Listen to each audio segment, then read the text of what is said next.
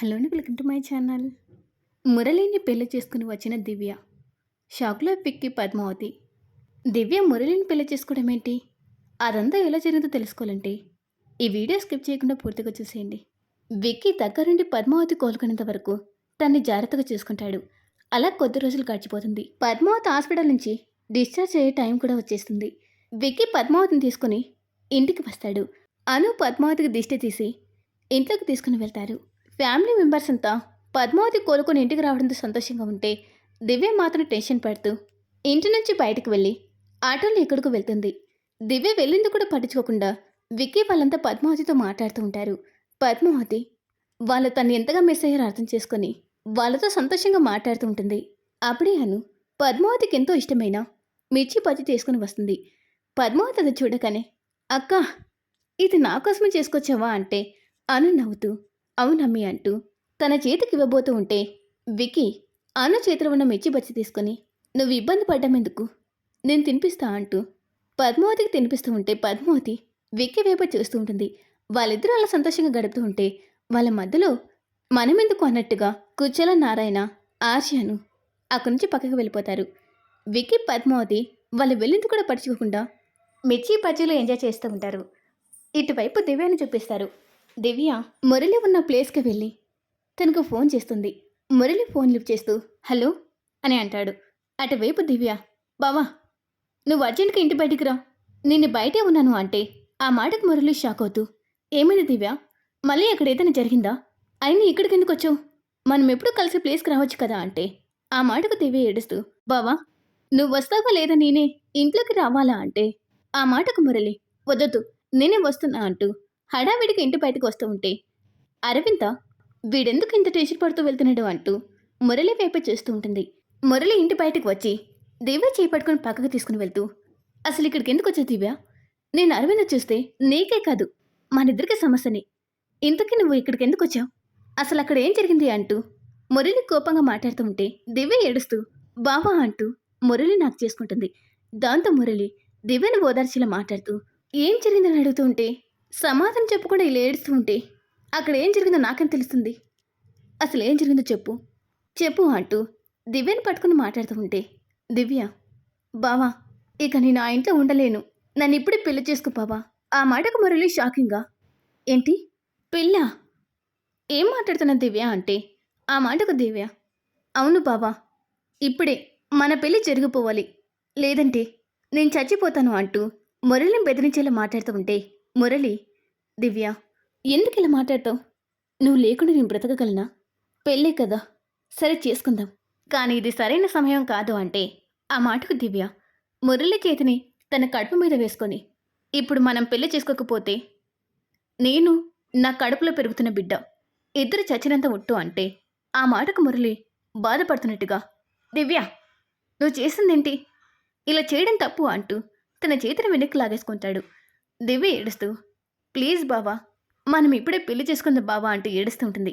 దాంతో మురళి కూడా సరే చేసుకుందాం పదా అంటూ దివ్య చేయి పట్టుకొని తన కారులో ఎక్కడికో తీసుకుని వెళ్తాడు.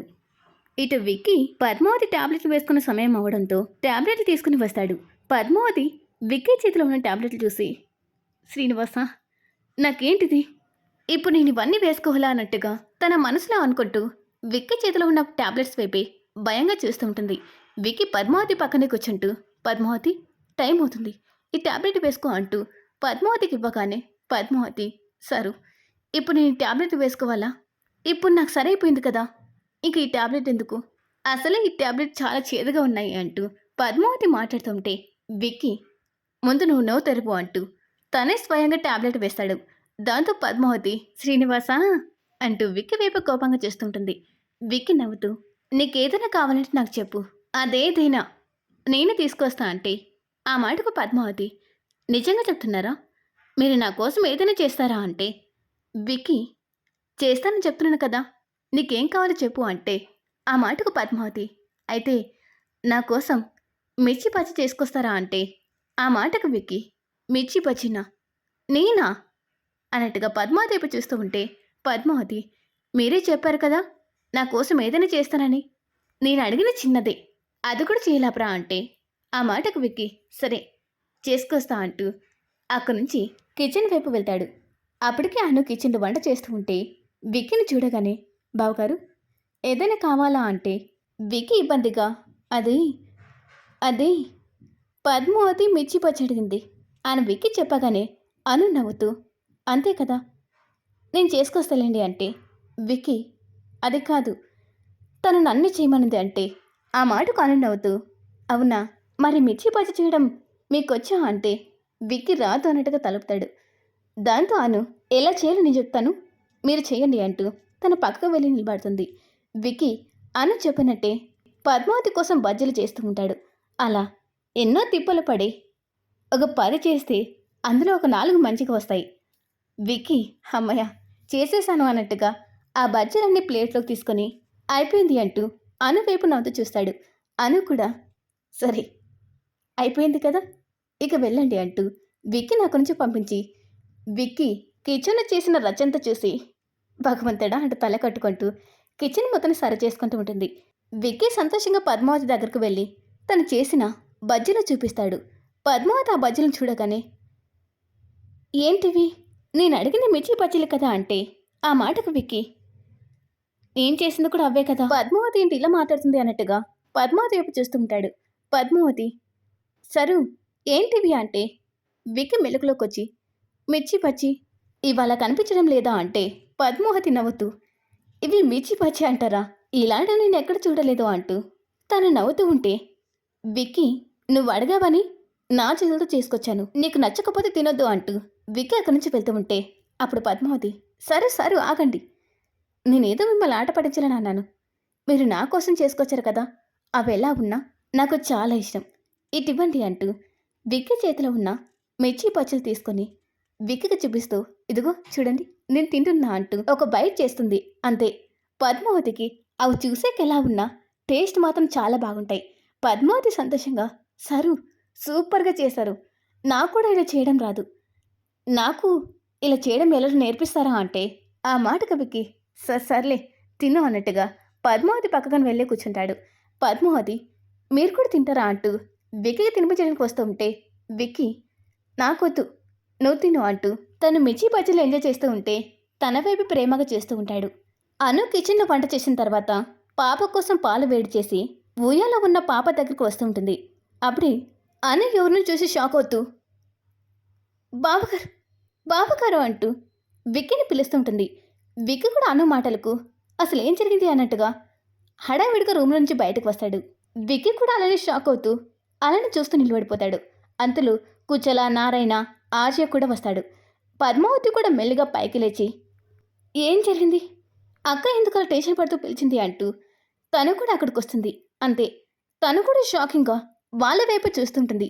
ఇంతకీ వాళ్ళంతా షాకింగ్గా అలా ఉండిపోవడానికి కారణం ఏంటంటే దివ్య, మురళి పెళ్లి చేసుకుని అక్కడికి వచ్చి ఉంటారు. అందుకే వాళ్ళంతా అలా షాకింగ్గా చూస్తూ ఉంటారు.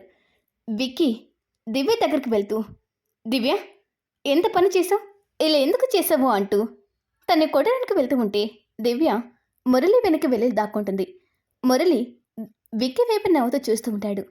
విక్కీ కోపంగా మురళి వైపు చూస్తూ ఉంటే కూర్చున్న దివ్య దగ్గరికి వెళ్ళి, దివ్య ఎంత పని చేసావమ్మా, వీడిని పెళ్లి చేసుకోవడం ఏంటి, వీడి నిన్ను బలవంతంగా పెళ్లి చేసుకున్నాడా, చెప్పమ్మా, వీడి నిన్ను బలవంతంగా చేసుకుంటా అంటూ దివ్యని అడుగుతూ ఉంటే దివ్య ఒక మాట కూడా మాట్లాడకుండా కుచెల వైపు చూస్తూ ఉంటుంది. కుచెల, నరు చూసావా, ఈ నీచుడు ఎంత పని చేశాడు, మన అరవిందని మోసం చేయడమే కాకుండా మన దివ్యను కూడా పెళ్లి చేసుకున్నాడు, వీడిని ఊరిక వదలకూడదు అంటూ మురళి కొట్టడానికి వెళ్తూ ఉంటే మురళి కుచెల చేపట్టుకుని ఆపేస్తాడు. దాంతో విక్కీ చాలా కోపంగా మురళి చెంప చెల్లుమనిపిస్తాడు. మురళి అప్పుడు కూడా నవ్వుతూ విక్కీ వైపు చూస్తూ ఉంటే విక్కీ ఇక తన కోపాన్ని కంట్రోల్ చేసుకోలేక దివ్య చేపట్టుకొని తన్ని మురళి నుంచి పక్కకు లాగి తన్ని కొట్టడానికి చేయెత్తుతాడు. అప్పుడే మురళి విక్కీ చేతిని పట్టుకుని ఆపేస్తూ, నన్ను కొట్టినా సహిస్తానేమో కానీ దివ్యపై ఈగ వాలినా నేను చూస్తూ ఊరుకోను. ఆ మాటకు విక్కీ, ఏం కూస్తున్నావురా అంటూ మురళిని కొట్టడానికి చేయెత్తితే అప్పుడు దివ్య విక్కీ చేతిని పట్టుకొని, నా కళ్ళ ముందు నా భర్తను కొడితే నేను చూస్తూ ఊరుకోను, మేము పెళ్లి చేసుకున్నామని చెప్పడానికి మాత్రమే వచ్చాము, మమ్మల్ని కొట్టే హక్కు మీలో ఎవరికి లేదు అంటూ దివ్య కోపంగా మాట్లాడుతూ ఉంటే విక్కీ దివ్య మాటలకు తన వైపే షాకింగ్గా చూస్తూ ఉంటాడు. అప్పుడు పద్మావతి, దివ్య ఏం మాట్లాడుతున్నావు, విక్కీ గారు మీ అన్నయ్య, తనకు నీపై పూర్తి హక్కులు ఉంటాయి. అలాంటి ఆయనకి ఎదురు మాట్లాడతావా అంటూ పద్మావతి కోపంగా మాట్లాడుతూ ఉంటే దివ్య, హలో, అసలు నువ్వెవరు? ఈ విషయంలో నువ్వు మాట్లాడాల్సిన అవసరమే లేదు. బావా, మనం వెళ్దాం పదా అంటూ మురళి చేపట్టుకుని తీసుకుని వెళ్తూ ఉంటే మురళి అక్కడి నుంచి కదలడు. దాంతో దివ్య, బావా ఏం చేస్తున్నావు? వెళ్దాం పదా అంటే మురళి నవ్వుతూ విక్కి వైపు చూస్తూ, నీ చెల్లి ఏం చెప్పిందో విన్నాం కదా, మళ్ళీ మా విషయంలో జోక్యం చేసుకోవాలనుకోకు అంటూ విక్కీకి వార్నింగ్ ఇచ్చేలా మాట్లాడి అక్కడి నుంచి వెళ్తూ ఉంటే ఆర్య వాళ్ళిద్దరికి ఎదురుగా వచ్చి నిలబడతాడు. దాంతో మురళి, ఏంటి పామర్తి, ఇందులో నీకు కూడా డైలాగ్స్ ఉన్నాయా? నేను నీకే డైలాగ్స్ లేవనుకున్నానే అంటూ ఆర్యను తక్కువ చేసేలా మాట్లాడుతూ ఉంటే ఆర్య కోపంగా, నీకెంత ధైర్యం ఉంటే మా అక్క జీవితం నాశనం చేయడమే కాకుండా మా చెల్లి జీవితాన్ని కూడా నాశనం చేయాలనుకుంటున్నావా? నిన్ను ప్రాణంతో వదలను, నీ చావు నా చేతిలోనే అంటూ ఆర్య మురళి పీకను వదుతూ ఉంటే దివ్య ఆర్యను పక్కకు తోసేస్తూ, చెప్పింది వినలేదా? మళ్ళీ నీకు కూడా చెప్పాలా? చూడు చెప్తున్నా, నా గురించి నీకు పూర్తిగా తెలీదు.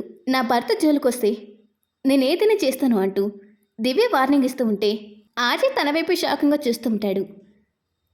దివ్య మురళి చేపట్టుకొని, బావా వెళ్దాం పదా అంటూ మురళిని తీసుకొని ఇంటి నుంచి బయటకు వెళ్తూ ఉంటే అప్పుడే విక్కీ, ఆగండి అంటాడు. దాంతో వెళ్ళే వాళ్ళలో ఆగిపోయి విక్కీ వైపు చూస్తూ ఉంటారు. పద్మావతి, ఆర్యాను, కుచల నారాయణ కూడా విక్కీ ఏం చెప్తాడో అన్నట్టుగా తన వైపు చూస్తూ ఉంటారు.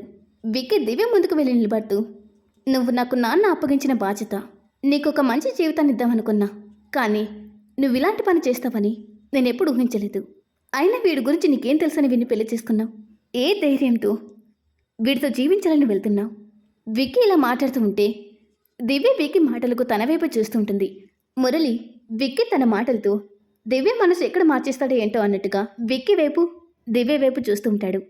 దీని తర్వాత ఏం జరగబోతుందో మనం రేపటి వీడియోలో చెప్పుకుందాం. ఇక ఈ వీడియో మీకు నచ్చిందని అనుకుంటున్నా. నచ్చినట్టయితే వీడియోకి లైక్ చేసి ఛానల్ సబ్స్క్రైబ్ చేసుకోండి.